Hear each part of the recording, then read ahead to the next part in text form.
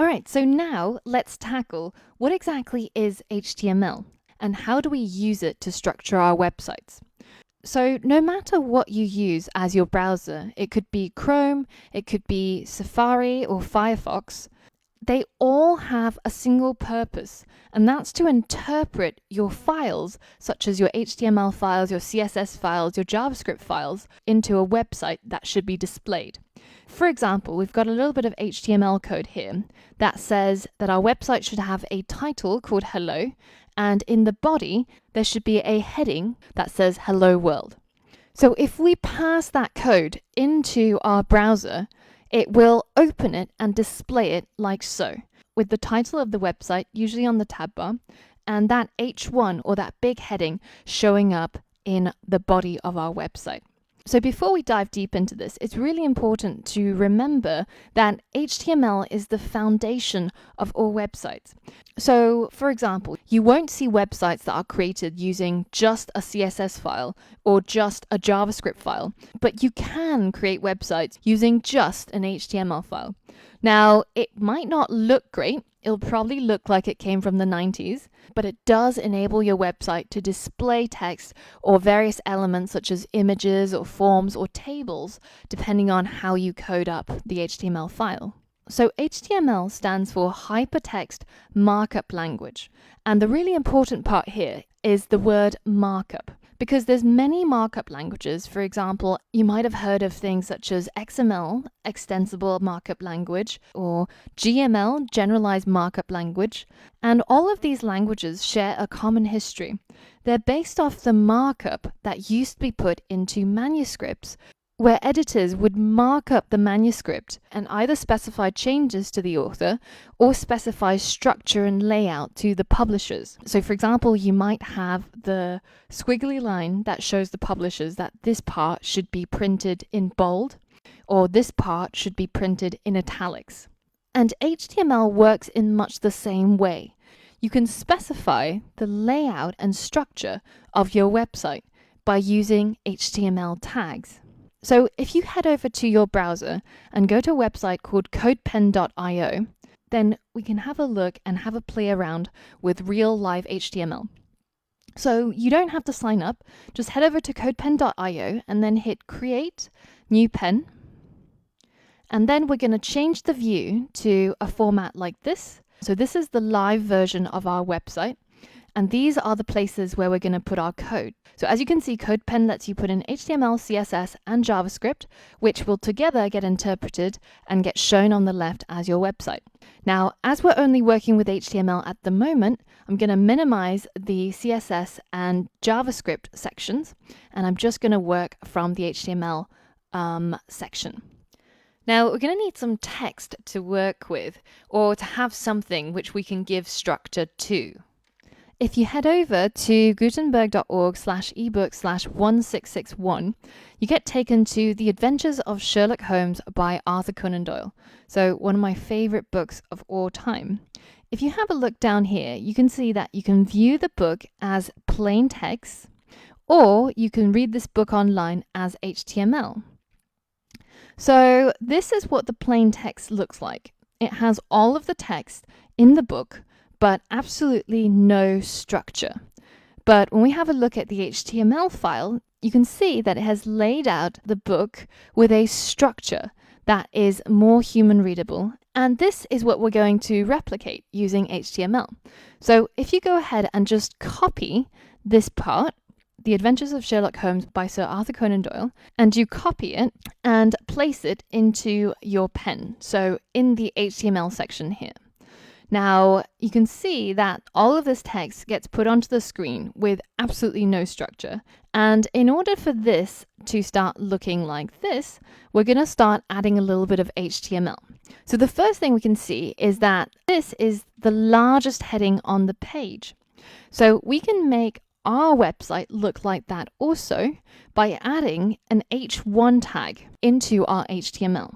So the tags start with angular brackets and end with angular brackets, and in the middle is the type of element or the type of tag you want to use.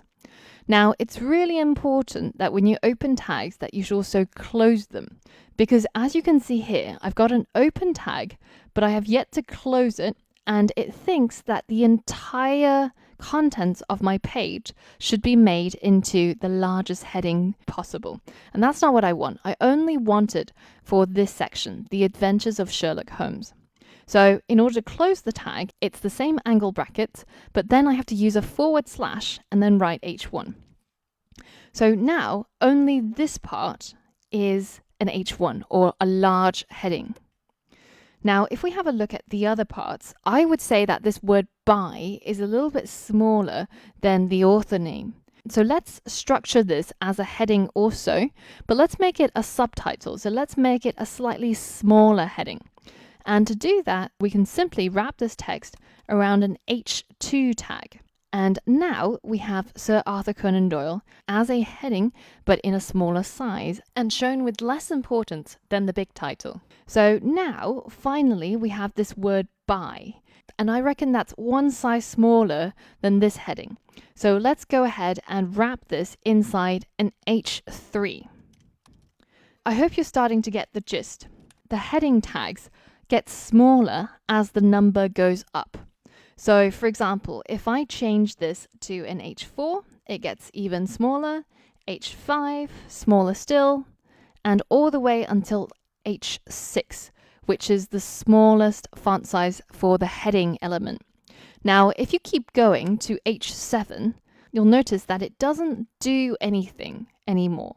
It doesn't change the heading size. And that's because the heading elements only go from H1 to H6. Now, how do I know that, I hear you ask? So this is a good point in the course to introduce documentation. And the reason why I'm talking about it so early on is because of how important it is to your journey as a web developer. So one of the key skills in becoming a great web developer, or in fact any sort of programmer, is getting good at finding out how you can help yourself. And a lot of that involves getting good at Googling. How do you find the specific piece of information that's going to help you achieve what it is that you want, or help you understand what it is that you want to know? So in this case, we're talking about headings, and we are using HTML. And I'm going to add in the name of the documentation that I prefer to use, which is MDN, and it stands for the Mozilla Developer Network. So the same people who made Firefox, for example. So if I go ahead and hit enter, you see a whole bunch of results come up.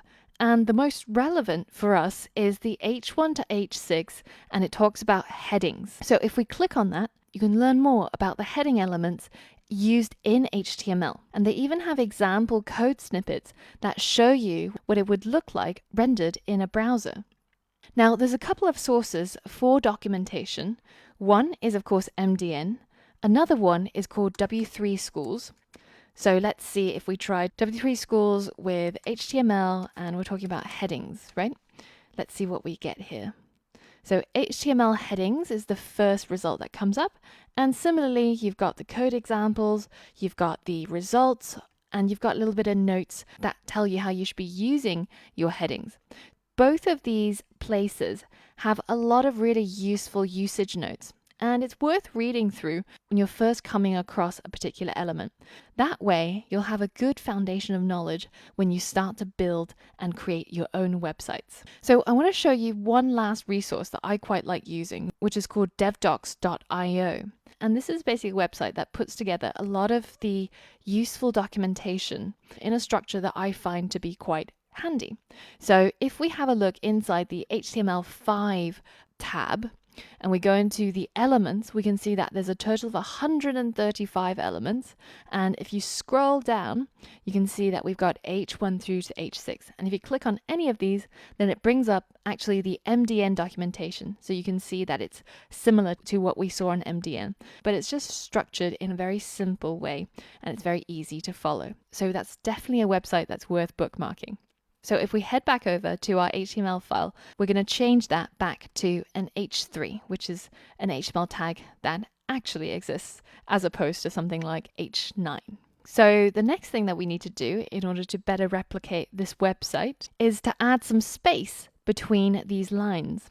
Now, in a word processor such as Word or Google Docs, you'll be able to simply just hit enter a few times or hit return a few times and get that spacing show up. Now, unfortunately, in HTML, it doesn't quite work like that. It's a little bit more complicated. In order to create that spacing, we actually have to use an HTML element called a line break, and it's written like so. And the interesting thing about this HTML element is that it doesn't require both an open and a close tag. So when we had the H1 through to H6 tags, you can see that we started out by marking the text with an H1 and then we closed it off with a closing tag. But the line break element works all by itself, and you can even put it inside like so to make this part go onto a new line. Now, this is a good time point to review the anatomy of HTML tags.